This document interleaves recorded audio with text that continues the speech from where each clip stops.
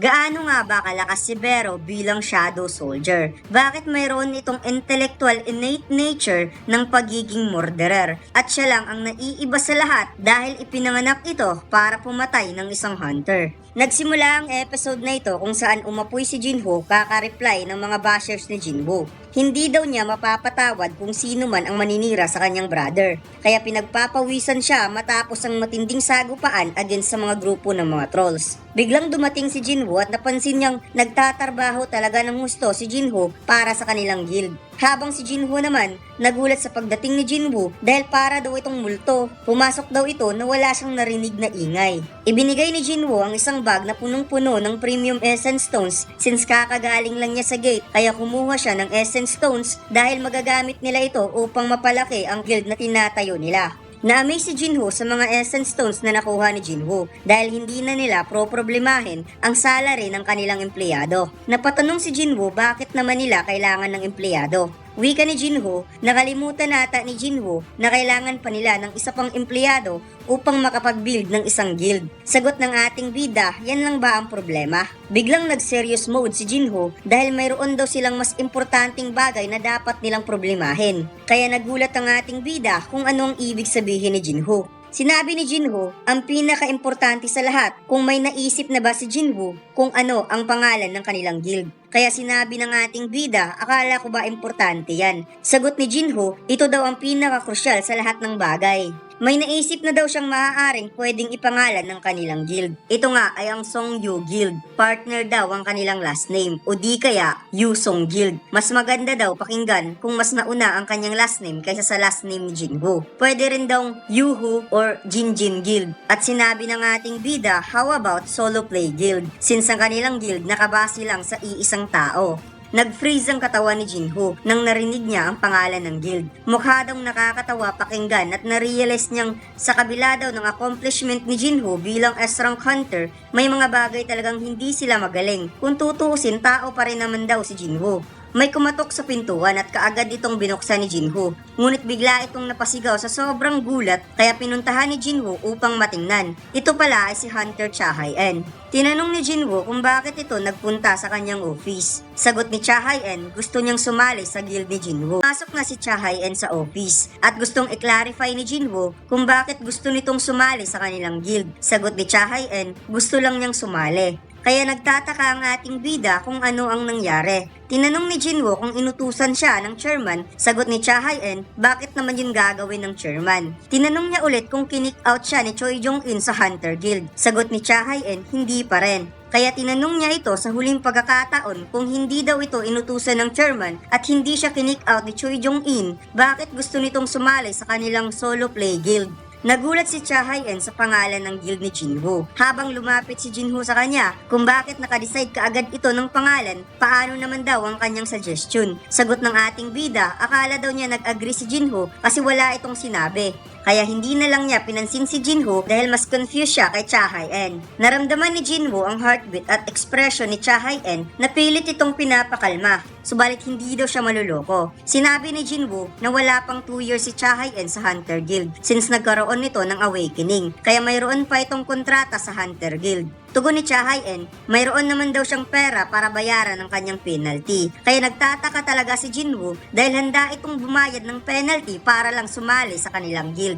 Sinabi ni Jinho, wala silang malaking pera para bayaran si Cha Hae-en bilang S-rank hunter. Sagot ni Cha Hae-en, hindi daw yun problema at kahit wala siyang bonus okay lang sa kanya. Sinabi ng ating bida, bakit gusto talagang sumali ni Cha Hae-en sa guild kahit wala siyang makukuha? Naisip ni Cha Hae-en kung paano niya ipapaliwanag kay Jinho. Subalit pinili niyang hindi sabihin kay Jinho dahil paghihinalaan siyang nababaliw. Una daw nakilala niya ito at hindi siya nakaamoy ng masama. Pagkatapos hindi na ito nawala sa kanyang isipan at nagsimula siyang maging curious sa pagkatao ni Jinho. Marami daw itong bashers, subalit hindi daw ito masamang tao. Kahit na sinasabi niyang hindi niya iisipin si Jinho at mag-focus lang sa kanyang trabaho at wala siyang oras para isipin ito, palagi daw niyang na-realize na si Jinho lang ang nag-iisang liwanag sa madilim na mundo. Muntik na daw siyang namatay o namatay na talaga siya. Ngunit dahil kay Jinho naligtas ang kanyang buhay. Napatanong si Cha Hae-in kung ano ang gagawin niya o paano niya sasabihin gusto niyang makatabi si Jinwoo habang buhay. Hanggang sa umusok na talaga si Cha Hae-in mga lods dahil hindi niya masabi ang gusto niyang sabihin. Habang ang ating bida, napagtanto niyang parang may gustong sabihin si Cha Hae-in ngunit pinipigilan niya ito. Hindi daw niya alam kung ano ang tinatago ni Cha Hae-in at parang matagal na daw itong nakaplano. Sinabi ni Cha Hae-in gusto lang daw niyang maging komportable habang binulong ni Jinwoo kay Jinwoo na mahirap daw ang sitwasyon ngayon ni Cha Hae-in dahil isa lang itong 22 or 23 years old at pinapasa nito ang mabigat na responsibilidad bilang S-rank hunter. Kaya biglang sinabi ni Jinwoo na mayroon daw entrance test ang kanilang guild at inutusan niya si Jinwoo na bumaba muna upang bumili ng snacks. Tinanong ni Cha Hae-in kung anong klaseng test. Wika ni Jinwoo, kailangan itong talunin ng kanyang summoning shadows. Tugon ni Cha Hae-in mukhang napakababa daw ng evaluation na ibibigay sa kanya at sino namang shadows ang kakalabanin niya. Sagot ng ating bida, ang pinakamalakas. Nagkasundo ang dalawa na magsagawa ng evaluation test at pumunta sa gymnasium ng Hunter Association.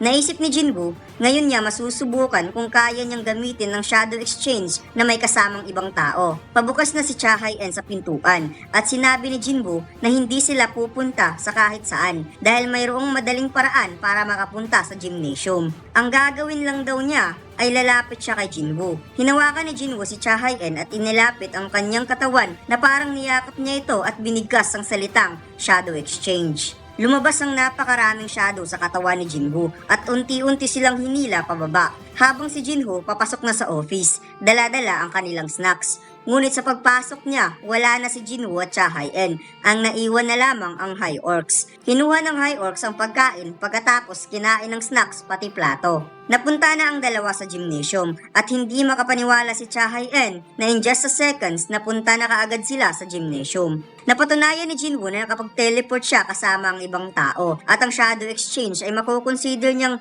parang isang gate na nagmumula sa kanyang katawan. Naalala ni Cha Hae-in na hindi pala niya nadala ang kanyang sandata. Sagot ng ating bida, ang pickaxe ba ang ibig mong sabihin? Kaya naaalala ni Cha Hae-in na may dala-dala siyang pickaxe nung nakalaban ni Jinwoo ang mga High Orcs. At sinabi ng ating bida, nagjo-joke lang siya. Nagpunta si Cha Hae-in sa storage room para manghiram muna ng weapon. Ginamit niya ang kanyang hunter license para buksan ng room kung saan bumungad sa kanya ang napakaraming weapon. Nakapili na ng espada si Cha Hae-in at handa na daw siya, kaya kaagad tinawag ni Jinwoo si Igris. Sinabi ni Jinwoo na si Igris ang pinakamagaling na swordsman sa lahat ng shadows. Gagamitin sana niya ang pinakamalakas na shadow, ngunit nag-aalala siya baka mayroong trauma si Cha Hae-in kay Biro.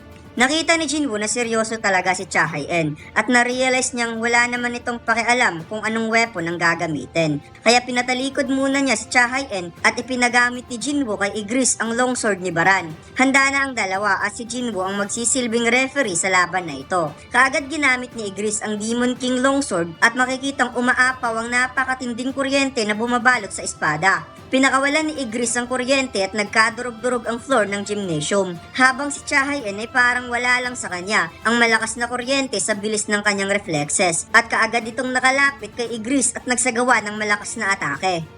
Biglang napansin ni Gogan-hee ang malakas na energy wave at nakita niyang may gumagamit sa gymnasium. Tinawagan niya ang kanyang tauhan upang ilink sa kanyang office ang CCTV ng gymnasium at nakita niyang si Cha Hae-in at Jinwoo pumasok sa gymnasium gamit ang kakaibang skills. Naalala ng chairman na tinanong ni Cha Hae-in kung si Jinwoo ba ang nagligtas sa kanya. At nakita niyang parang may nararamdaman si Cha Hae-in para kay Jinwoo. Naisip ng chairman na napaglipasan na talaga siya ng panahon dahil iba na ang kabataan ngayon. Kaya inutusan niya ang kanyang tauhan na patayin ang security camera sa loob ng gymnasium.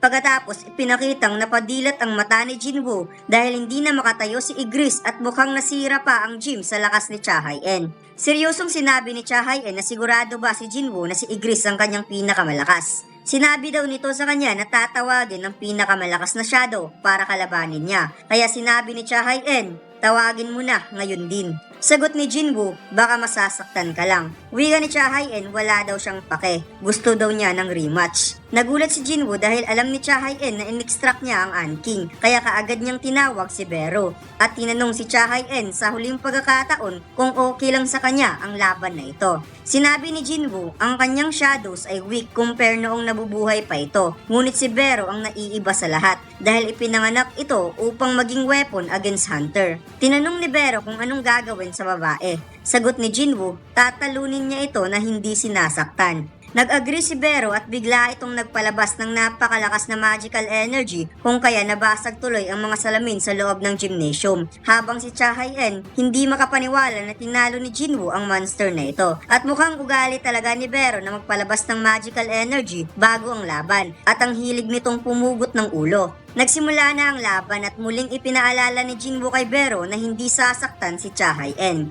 Nakakita ng opening si Cha Hae-in ngunit sa bilis ni Bero, bigla itong napunta sa kanyang likod at sinabi niyang pareho lang ito sa ginawa sa kanya sa Jeju Island kaya hindi na ito mauulit pa at kaagad siyang nag-counter ng atake. Hinawakan lang ni Bero ang espada ni Cha Hae-in at sinabing tatalunin lang niya ang kalaban na hindi sinasaktan kaya naisip niyang tatakutin lang niya ito sa pamamagitan ng pag-demonstrate kung gaano siya kalakas. At wika pa niya, napakasimple lang daw ng task na ito. Nag-clash ang bilis ng espada ni Cha Hae-in at ang bilis ng atake ni Bero. At nakakita ng opening si Cha Hae-in na matake si Bero direkta sa katawan. Ngunit naiwasan lang ito. Pagkatapos nag-follow up siya ng horizontal slash at naiwasan pa rin ito ni Bero. Nakakita ng pagkakataon si Bero upang ipakita ang kanyang lakas kaya sinagawan niya si Cha Hae-in at nagpalabas ng magical energy para lang manakot.